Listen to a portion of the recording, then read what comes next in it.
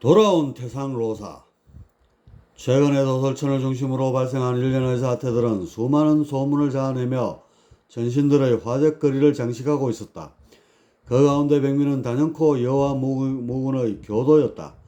불도와 선도에 익숙한 천신들이 교도라는 새로운 사상을 접하게 된 것은 전적으로 도솔천에서 벌어진 양대 천단의 충돌 때문이었다. 이 덕분에 교도는 저절로 알아서 우주 전역으로 퍼져나갔고 학생들은 그것을 연구하여 토론하기에 바빴다.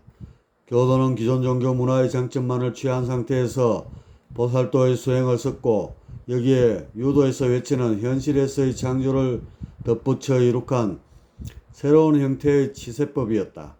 이 이론만 번지를 한 게 아니라 사회천의 실태를 근거자료로 내세움으로써 그 나름의 설득력마저 갖추고 있었으니 못 시선이 쏠리는 게 당연한 거다. 더군다나 단 한 번도 여론의 질타를 받아본 적이 없던 도리천, 그곳 배달 총사에게 수모를 안겨준 시라천의 수싸움도 덩달아 부각됐으니 이래저래 홍보가 된 것만은 분명했다. 그런데 도리천의 배달 총사보다 더 큰 모욕과 수모를 떠안고 있는 이는 따로 있었다. 바로 태상로사였다. 배달 총사의 일이야 천단간에 얽힌 굵직한 대립에서 빚어진 총것 같은 거였지만 태상로사는 마치 도살장에 끌려가는 소처럼 강제로 추방당하지 않았는가.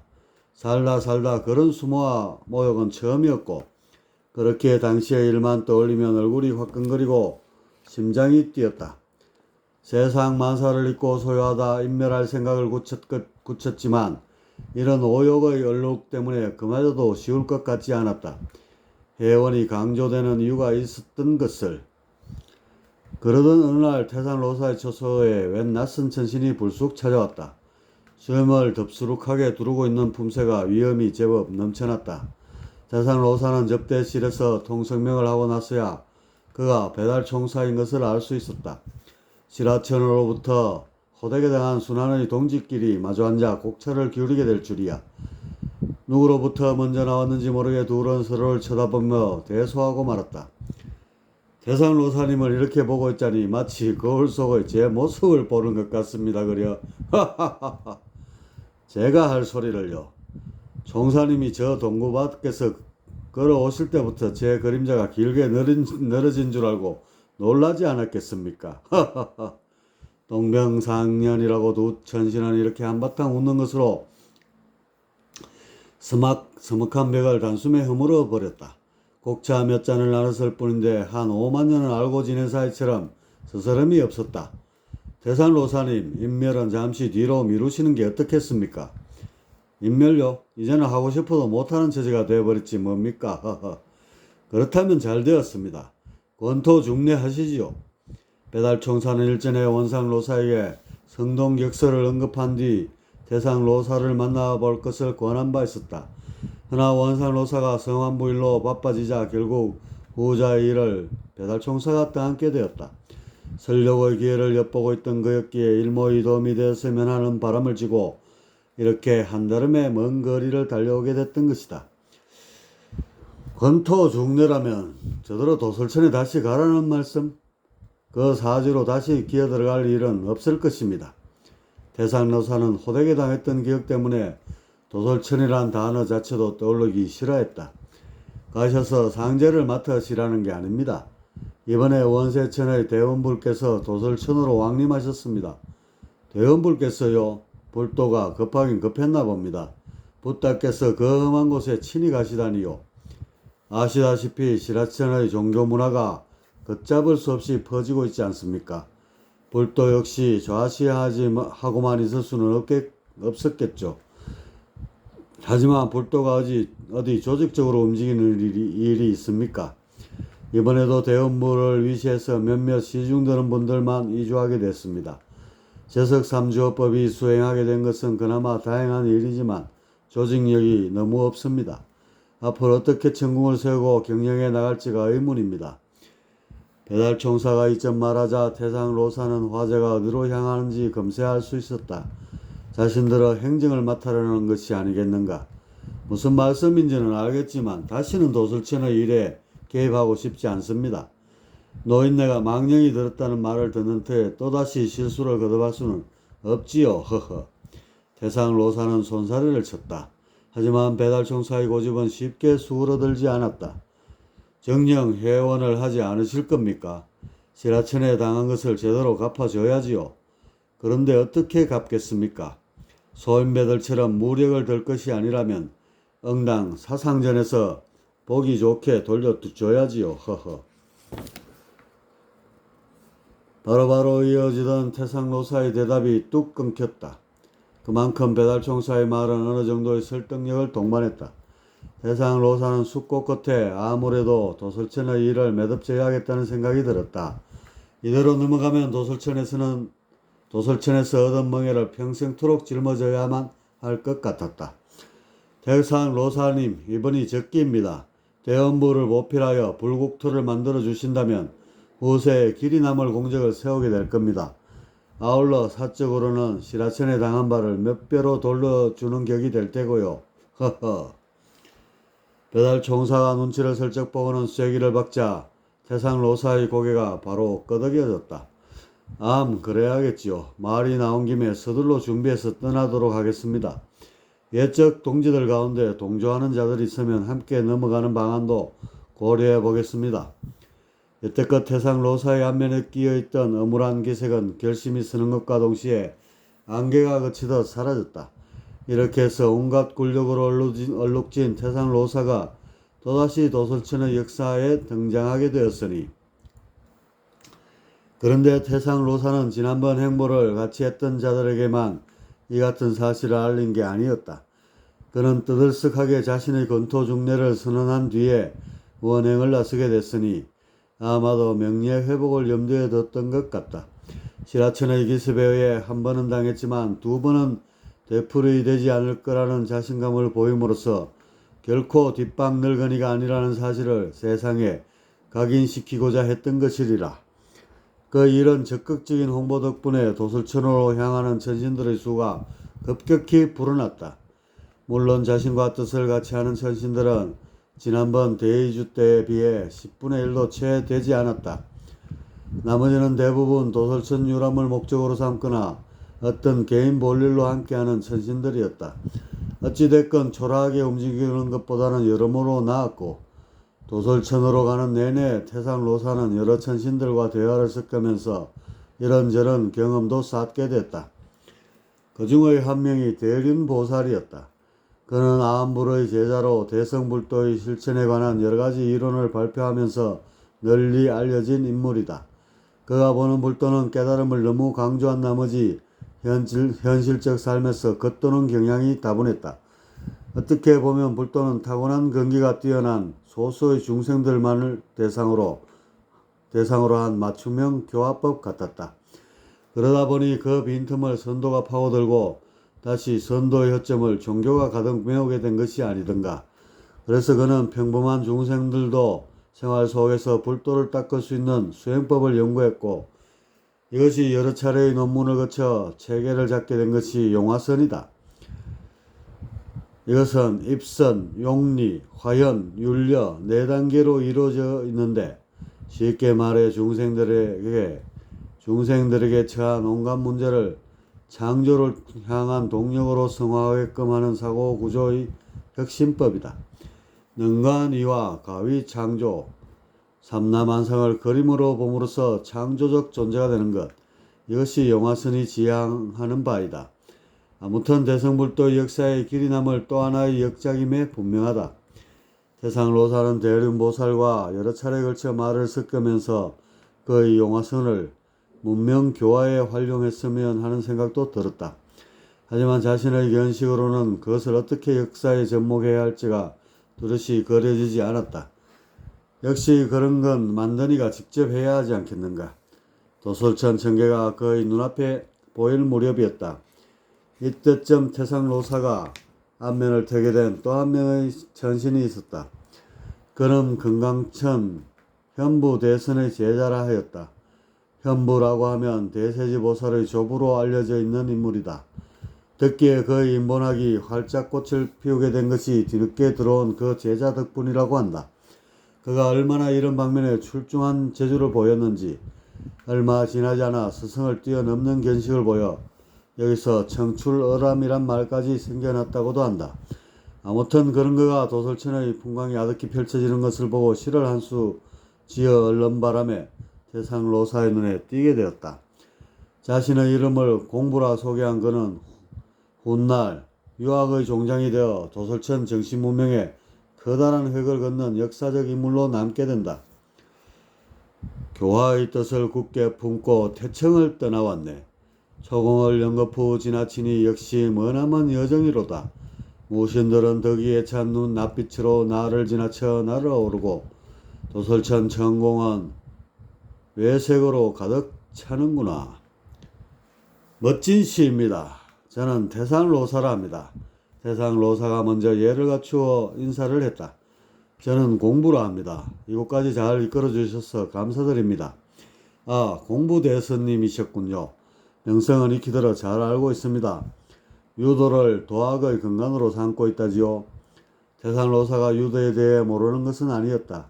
늘 자신이 몸담고 있는 선도에 비해 한두 단계 낮은 학문으로 취급하고 있었는데 그런 그의 평소 생각이 어조에 살며시 배어났다. 과대 포장된 것을요. 허허. 도솔천 인간들에게 삶의 처세와 도리를 가르치는 것은 다다익선일 것입니다. 사실 이곳에 오는 학생들이 저마다 거창한 것들만 주장하지 않습니까? 그러나 아무리 그렇더라도 근본적인 것엔 소홀해서는 아니 되겠지요. 태상로사의 말은 얼핏 유도의 가치를 높이는 것 같지만 달리 생각하면 마치 저학년 교과서로 평가절하한다는 오해를 받을 수도 있었다. 이런 기미를 눈치챘는지 공부의 다음 말이 강단 있게 이어졌다. 일반적으로 유도라 하면 낮게 보는 경향이 짙지만 그건 유도에 대해 잘 모르기 때문이지요. 행위상의 도를 논하자면 유도만큼 심오한 것도 찾기 어려울 것입니다. 허허. 공부대에서는 이리 말하면서 수염을 썩 쓰다듬는 것이 여타의 도학을 한 수 아래로 내려본다는 품새였다. 그 속에 선도도 포함되어 있을 터 태상로사는 가볍게 한마디 던지고 끝내려 했던 마음을 접어야만 했다. 유도에 그런 심오한 경지가 있습니까? 금시초문이 올시다. 그저 삶에서의 도리를 지키면서 더불어 잘 살려는 가르침 정도로만 알고 있었습니다. 하하하. 도학이란 것이 생활의 도리에서 출발하는 것이 아니겠습니까? 그리고 사실 도학을 얼추어 이뤘다 해도 결국 귀결점은 현실적 삶이 될 것이고요. 선도에서 자연을 강조하는 것과 크게 다르지 않습니다. 무슨 말씀인지는 알겠지만 분별에 뒤엉킨 삶의 철학을 자연의 무위에 빗대는 것은 다소 어폐가 있지 않나 싶습니다. 태상로사는 유도를 선도에 견주는 공부대선의 과욕에 제동을 걸었다. 평범한 것에 진리가 있는 법이지요. 불도에서 최고의 경지로 치는 사사무해법 역시 현실과의 공존을 강조하지 않습니까? 유도란 현실에서 시작하여 형이상의 세계를 한 바퀴 유람한 뒤 다시 현실로 돌아와 안착하는 도의 올시다. 그 안에 불도나 선도 같은 수많은 도학들이 내포되어 있는 것이지요. 허허허허. 공부대선이 이점 말하자 태상로사는 더욱 기가 막힌 표정이 되어버렸다. 비유컨대 초등학교 수준의 교과목을 가지고 고등학교 수준에 견주는 것도 넘어 이젠 숫제 대학원 박사과정을 뛰어넘고 있지 않은가. 공부대선이 우주 제일 가는 허풍쟁이일 거라는 생각이 들자 어이없어 하던 표정에 웃음기가 감돌았다. 대선님 말씀대로라면 유도가 온 세상의 도학을 모두 포괄하고 있겠습니다. 그려 허허. 바로 보았습니다. 존재하는 모든 도학의 정수만을 뽑아 하나의 유기체로 합성한 작품이 바로 유도인 것이지요. 그러니 애써 밖에서 구하려 하지 말고 유도만 차근차근 밟아 나가도 신선이 되고 나아가 천신이 되는데 별 지장이 없을 것입니다. 생활의 도리만 다 한다고 해서 수행이 되는 법은 아니지요. 수행이라면 모름지기 형이상의 도를 갖춰야 하지 않겠습니까? 그래야 시공이 넓어지면서 영역이 정진될 테니 말입니다. 허허. 태상로사는 고개를 절레절레 흔들며 말했다. 어찌 유도에 그런 수행이 없겠습니까? 유도에는 도를 진리라는 의미에서 유도에서는 도를 진리라는 의미에서 리라 합니다. 그 리가 인간의 마음 바탕에도 깔려있다 해서 달리 성이라고도 하지요. 그래서 우리 유도에서는 성을 살펴 리를 깨달으려 합니다. 이것을 토대로 정립한 것이 바로 성리학인 것입니다. 성리학이요? 그거야 저도 익히 들어 알고 있습니다. 성의 정보가 밀착되어 개체화된 것이 심이고 그 심이 분별적 반응을 일으킨 것이 기라고 하지요. 그래서 성리학에서는 심에서 기를 거쳐 신으로의 연결을 지향하는 대신 성에서 리를 거쳐 명으로 이어지는 수순을 추구하지요. 성리학이라 하면 그 요점이 대강 이런 게 아니겠습니까? 세상 로사는 자신이 무조건 유도를 몰아붙이려는 게 아니라는 뜻에서 성리학에 대한 식견을 자랑하듯 꺼내들었다. 그는 대놓고 말하진 않았지만 성리학의 이론 체계를 현실성이 없는 공연물로 생각했고 그것이 말투에 고스란히 담겨 있었다. 그건 아무리 잘 봐줘도 심리학 범주에 지나지 않을 거라는 게 세상 로사의 결론이었다. 바로 그렇습니다. 수행이란 게 뭐 대수겠습니까? 번뇌망상을 끊고 마음 바탕에 이르는데 효용이 있으면 되는 것이지요. 마음에서 들쭉날쭉 일으키는 분별심을 제어하고 본성을 찾아 진리를 깨달으면 족한 것을요. 설령 성공하지 못한다 해도 그 길로 올곧게 갈 수만 있으면 수행이 얼추된다고 할 수 있을 것입니다. 공보대사는 조금 더 밀리지 않고 유도의 수행관을 간략히 비례겠다. 여태까지의 고집으로 봐 여간해서 밀릴 것 같지가 않았다. 세상 로사는 속으로 괜한 얘기를 꺼냈다는 생각이 들었지만 내친 김이라고 한 가지 더 의문을 제시했다. 말씀을 듣고 보니 유도 또한 단순한 생활의 도가 아니었습니다. 그려? 그런데 말입니다. 유도에서는 올바른 인간상으로 휘어지지 않고 단단한 불곡군자를 내세웁니다. 이에 반해 우리 도가에서는 자유자재로 휘어지고 둥글거리는 고건진인을 말하지요. 대선께서는 어느 것이 더 훌륭하다고 보시는지요? 태상로사는 이번엔 유도의 협소한 인간관을 꼬집으려는 듯 작정하고 말을 꺼냈다. 허나 공부대선의 여유로운 표정엔 변화가 없었다. 유도의 이상이 직에 있는 것이 아닙니다. 결국은 유도 또한 도가와 같이 곡적전을 통한 고건진인의 그 목적이 있지요. 유도의 종심론에 보면 자신의 마음 가는 대로 행해도 도리에 어긋남이 없다고 했습니다. 이것이 바로 도가에서 주장하는 무위의 경지가 아니고 뭐겠습니까? 다만 중생을 가르침에 있어서 눈높이에 맞는 단계를 관가해서는 안 되겠지요.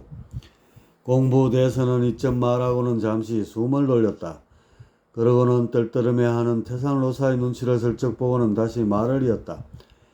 도가에서와 같이 처음부터 곡을 가르쳐서는 곡원이 되는 것이 아니라 대부분 곡악으로 기결됩니다.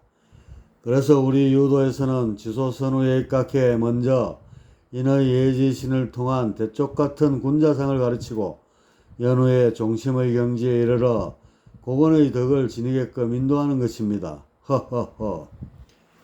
공보대에서는 불도나 선도보다 유도가 훨씬 현실적이고 정교한 이론 체계를 지녔다는 점을 피력했다. 다들 겉멋만 잔뜩 들어서 현실의 소중한 가치를 외면하고 있지 않은가.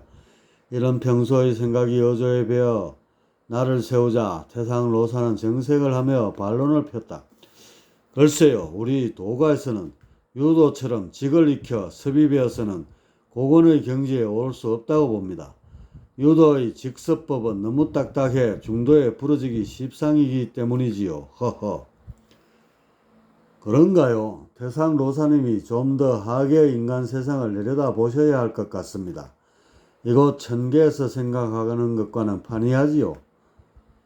유도에서 말하는 선비나 군자들이 무리를 지어 당파 싸움이나 하는 광경은 여러 차례 목격한 바가 있긴 합니다만 허허. 어디서 부유만 보신 모양입니다. 좀 더 시야를 넓히다 보면 유도와 다른 모습도 볼 수 있을 겁니다. 허흠. 공보대에서는 자신도 모르는 새 치밀어 오른 분기를 억누르며 채통을 지키려 했지만 이미 낯빛은 군데군데 홍조로 얼룩졌다. 이에 태상로사는 논쟁을 계속하다가는 자칫 언성이 높아질 수도 있다는 생각에 고개를 연신 끄덕이며 동조하는 모양새를 취했다. 하긴 그럴 수도 있겠습니다. 허허. 불도와 선도 사이에서 유도가 이렇게 버티고 있는 것은 그 이면에 그만한 철학의 힘이 있기 때문이지요. 나중에 기회가 되면 한번 들르십시오. 사상과 팔괘를 비롯한 심오한 역의 세계에 대해 알려드리겠습니다. 조금만 맛봐도 왜 유불선 삼도라고 하는지 아시게 될 것입니다. 사실 유도는 현실적 생활 문화에 치중하다 보니 그 이면의 사상에 대해서는 잘 알려지지 않은 면이 있다. 그 점이 늘 공보대선의 숙제로 남아있었고, 그래서 이번 도솔천에 와서는 역과 성리학도 빠짐없이 가르쳐야겠다고 생각하던 차였다. 네, 시간 나면 그래 하겠습니다. 그런데 공보대선님, 가의 일도 중요하지만 그보다는 도솔천 전체의 교화를 놓고 제대로 한번 구상해 보는 건 어떻겠습니까? 태상로사는 공보대선의 현실을 보는 안목을 높이 샀는지 은근슬쩍 함께 일해 볼 것을 제안했다. 유학자로서의 인품은 물론이고 정치적 식견도 탁월한 양반이니 그만 괜찮다면 크게 중용할 만했다. 하지만 공보대에서는 도솔천의 중앙정치에는 별 관심이 없는 듯했다. 말씀만으로도 고맙습니다. 다만 제가 이곳 도솔천에 온 뜻이 있어서 우선 그것을 실현하는 일에 매진할까 합니다. 종종 차 한잔 하러 들르겠습니다. 정중한 거절이었다. 태상로사는 못내하셨지만 그가 어디에 있든지 도솔천의 문명개화에 일조하게 될 것만은 분명해 보였다. 그런데 공보대선과 너무 큰 소리로 도담을 주고받아서인지 주변에 몰려든 학생들이 꽤 되었다. 대부분 처음 보는 얼굴들인데 그들 가운데 몇 명이 수군대는 것이 얼핏 들어봐도 조소하거나 비판하는 내용이었다. 사부님, 이제 도솔천에 막 당도했는데 앞으로 우리는 어떤 식으로 가르침을 펴야 하겠습니까? 지금 너희들도 들었겠지. 저런 식으로만 펴지 않으면 되느니라. 허허. 유도나 불도, 선도 같은 건 말씀입니까? 아무렴 그렇지. 우리가 온 목적이 뭐겠느냐? 오로지 인류 문명을 개화하여 발전시키고자 함이 아니더냐? 그것을 가능해야 하는 것이 바로 지성의 보고인 철학이니라. 철학을 통해 사고의 능력이 커지면서 수학이나 과학을 비롯한 여타 학문들이 연쇄적으로 나오고 이로써 결국 문명의 수레바퀴가 쭉쭉 굴러가게 되는 것이지. 지금이야 온갖 사상이 난무하다 보니 이런 면이 다소 불투명하지만 훗날 틀림없이 딱 맞아 떨어지게 될 것이니라. 태상로사와 공무대에서는 들으려 하지 않았지만 귀에 똑똑히 들려왔다. 어찌 보면 들으라고 큰소리로 말한 건지도 몰랐다. 노사와 대선은 애써 무시하면서 고개를 획 돌려버렸다. 말 같지 않은 소리에 대응해봐야 체면만 구겨질 터 그냥 모른 척 넘어가는 것이 상책이었다. 온갖 종교와 도학이 도솔천 인류에게 심어질 것이다. 허나 그런 것들은 죄다 내부 장식용일 따름이니라. 대들보를 세우고 건물을 올리려는 일은 우리 철학도가 맡아야 할 것인즉 마음을 단단히 먹도록 하여라. 너희들이 인간으로 태어나 철학을 보급함에 저들로 인해 적지 않은 압박과 위해를 받게 될 테이니. 허허허. 다행히 이 말은 태상로사가 이들로부터 멀찍이 떨어졌을 때 나왔다. 하지만 그 뒤를 따라 걷고 있던 공보대선의 귀엔 여전히 들려왔다. 자신의 유도가 도매금으로 넘겨 하찮게 치부되는 행태엔 더 이상 묵과할 수 없었는지 그는 발길을 돌려 무리의 수장으로 보이는 자의 면상을 직시했다. 말이 좀 지나치십니다. 우리의 유도 또한 장식에 지나지 않는다는 말씀 아닙니까? 어찌 천리를 인사에 적용한 유도의 가치를 그리 폄하하는 겁니까? 허흠. 문명의 수레바퀴를 만드는데 작달막한 목재 정도는 되겠지요. 아마 세계사를 쓴다면 한두 페이지 정도 할애될 수도 있을 겁니다. 허나 철학은 다르지요. 철학의 발달과 더불어 인류의 문명이 진보될 것이기에 세계사 곳곳을 채워 넣게 될 것입니다. 사실 수학이나 과학 역시 철학의 연장선상에서 생겨나는 것이 아니겠습니까? 사실이 이러한데 어찌 제가 제자들 앞에서 헌을 하겠습니까? 상대가 이렇게 나오자 공보대에서는 기가 막혀 입이 벌어지지 않았다. 겸손의 미덕을 모르는 불상놈이란 생각이 치밀어 올랐다. 아무리 제 말이 옳다고 하여도 겸양을 깔고 우회적으로 말할 수도 있었을 텐데 저희 유도는 오만방자한 성정을 겸손하고 온화하게 만드는 데 큰 공효가 있지요. 언제 기회가 되시면 꼭 한번 해보시기를 권해봅니다. 꼭 한번 배워보시기를 권해봅니다. 공보대에서는 논쟁을 했다가는 진흙탕에 빠질 것 같아 돌려서 맞받아쳤다. 아시다시피 모든 학문의 출발점은 논리가 아닙니까? 그것이 통하지 않을 때에 기분이나 성격, 예의 같은 것을 들고 나오는 법이지요. 그러니 유도도 좋고 대인군자도 좋지만 꼭 논리학부터 배워보시기 바랍니다. 허허. 이 말을 들은 공보대에서는 귀까지 벌겋게 달아올랐지만 더 이상의 반론이 떠오르지 않았다. 하긴 대인군자가 지금처럼 소인배와 입씨름이나 하고 있는 것 자체가 논리적 모순이었다. 그냥 웃고 지나가면 될 것을. 이렇게 잠시 말을 섞은 것도 인연인데 통성명이나 합시다.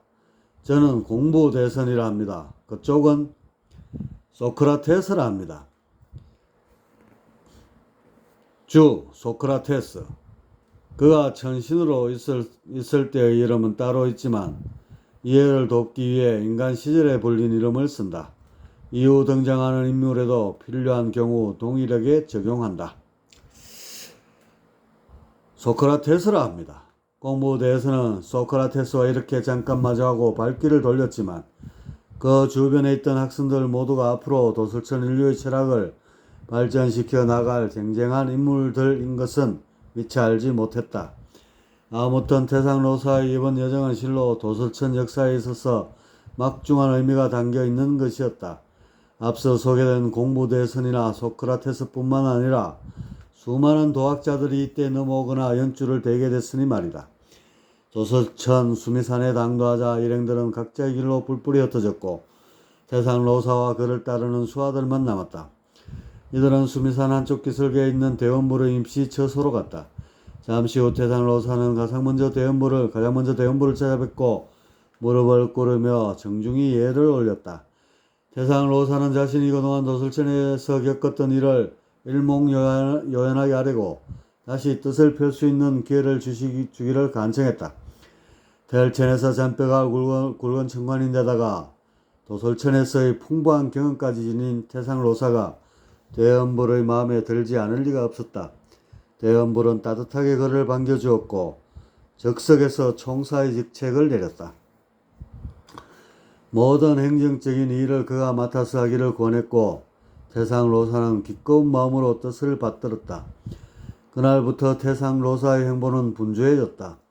대원부를 천주로 모시고 도솔천의 민간정부를 추진한 것이다. 전처럼 크게 천궁을 올린 것은 아니지만 미리 준비해간 첨보들을 녹여 적당한 크기의 행정실을 지었다. 거처도 곳곳에 아담하게 꾸며 숙박과 업무의 효율을 동시에 만족시켰다. 그리고 마지막으로 신장궁을 세웠는데 그 수장을 뽑는 일에 직면했어야 그의 빠른 행보가 주춤했다. 속내로는 환적을 올리고 싶었지만 그보다 훨씬 무공이 뛰어난 데다가 대원불의 최측근인 재석을 무시할 수 없었다. 태상로사는 나를 잡아 재석을 만났다. 하지만 재석은 일절 배설에는 관심이 없었다. 그는 오로지 대원불의 호의 책임만을 입에 담았다. 오랫동안 원세천에 있다 보니 조직생활이 몸에 익지 않은 탓도 있었다. 태상로사는 일이 수월하게 돌아간다며 내심 반겼고 이내 환적을 신장궁의 수장으로 올려 일을 마무리했다. 건축과 행정의 모든 작업이 끝나자 여기에 관여하는 천신들을 모아놓고 기념식을 가졌다. 태상로사는 일장연설 대신 짤막한 시 한 수로 기념사를 대신했다. 시천주 조화정 영세불망 만사지 시천주 이화정 직이금지 만수지. 하느님 모시고 조화를 일으키니 영세토록 길이 남을 정보만개의 세상이여. 하느님 모시고 이화를 일으키니 지기가 넘쳐나는 정보나눔의 세상이로다.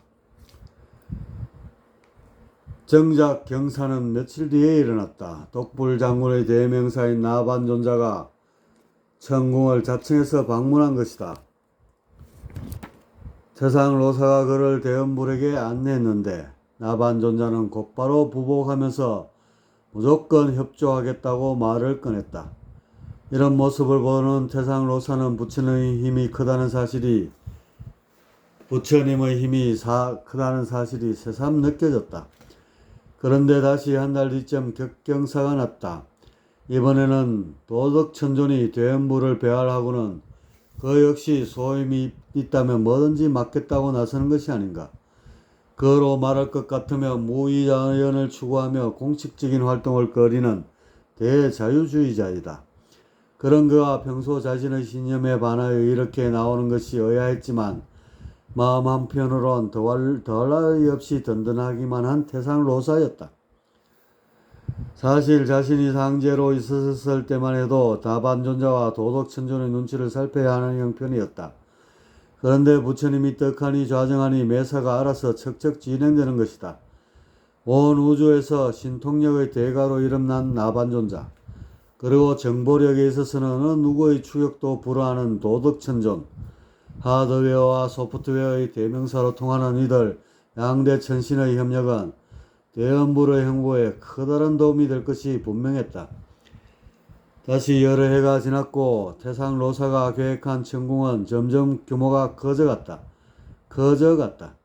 그런데 어느 날 태상로사는 세암로사가 건립한 유대교 천국에 자극을 받았는지 극락이란 곳도 따로 세우게 했다.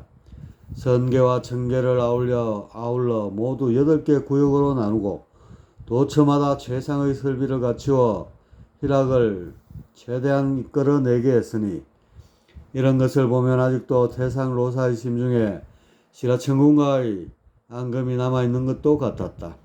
하지만 가끔 형식적 포장에 신경쓰다 보면 불도가 불교로 한 등급 격화될 수도 있으니 조심할 일이었다. 어쨌든 이때 설립된 8개의 극락은 후대에 두고두고 용인하게 쓰이게 된다. 다시 몇 년이 지나자 도솔천 내원궁의 통치 조직이 완비되었다. 도계를 참관, 참례, 준보, 준사, 원사, 정사, 영사 7단계로 구분해 모든 관료들에게 부여하고 각각의 도계와 재능을 고려해 직책을 정했다. 자문기구로 노사원을 두었고 행정기구를 셋으로 나누어 천군원과 천정원 그리고 천선원을 두었다. 천선원 밑에는 예주, 공형, 치소, 황현, 낙인, 세경, 지원, 화현, 얼파, 자소, 호방을 두었는데 이 가운데 자소만은 무슨 영문인지 공성으로 비워두었다.